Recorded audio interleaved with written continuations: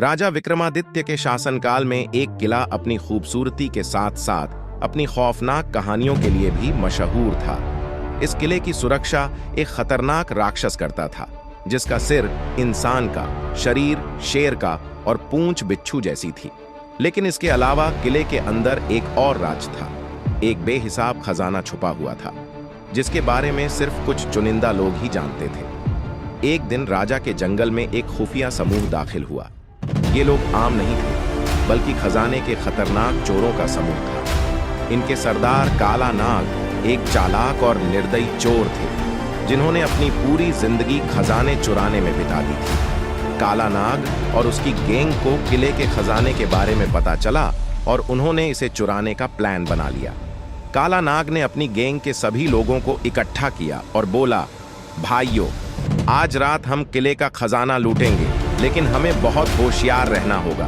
वहां एक राक्षस है जो किसी को भी जिंदा नहीं छोड़ता। चोरों में से एक लंगड़ा रामलाल बोला, सरदार, अगर वह राक्षस सचमुच इतना खतरनाक है तो हम उसे कैसे हरा पाएंगे? काला नाग मुस्कुराया और बोला, तुम लोग अपनी चतुराई का इस्तेमाल करो और सही समय पर भागने की कला सीखो। अगर सब कुछ ठीक रहा तो हम खजाना ले लेंगे और राजा के साम्राज्य में हम सभी अमीर बन जाएंगे।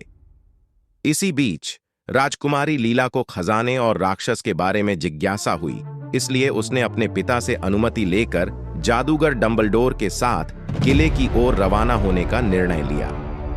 राजा विक्रमादित्य ने उसे चेतावनी दी कि किले में जाना खतरनाक हो सकता है, लेकिन लीला के दृढ़ संकल्प को देखते हुए उन्होंने अनुमति दे दी। जैसे ही लीला और डंबलडोर किले में पहुंचे, उन्होंने महसूस किया कि वहां किसी और के कदमों के निशान भी हैं। जादूगर डंबलडोर ने हैरान होकर कहा, लगता है हम अकेले नहीं हैं। लीला ने कहा, यह जरूर चोरों का समूह है जो खजाने पर नजर रखे हुए है। हमें बहुत होशियार रहना होगा। किले के बड़े हॉल में पहुंचते ही चोरों का समूह, लीला, जादूगर डंबलडोर और राक्षस सभी आमने सामने आ गए।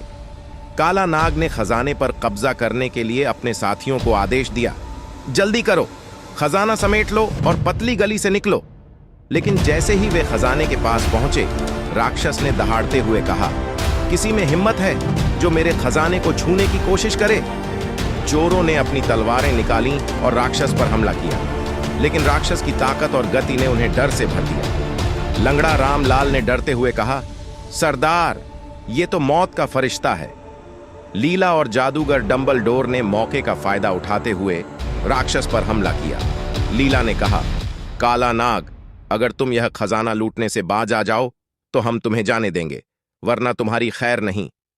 काला नाग ने हंसी के साथ जवाब दिया, तुम हमें कैसे रोक सकती हो राजकुमारी?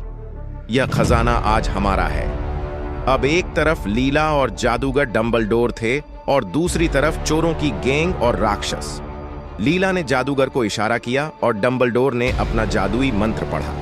एक रोशनी का गोला राक्षस की आंखों पर पड़ा और उसे कुछ समय के लिए अंधा कर दिया। उसी समय लीला ने अपनी तलवार निकाली और राक्षस पर वार किया।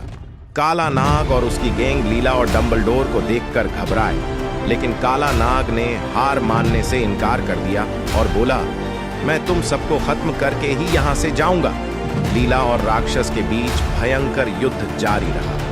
आखिरकार जादूगर डंबलडोर ने अपने आखिरी मंत्र से राक्षस को जंजीरों में बांध दिया और लीला ने अपनी तलवार से उसे खत्म कर दिया।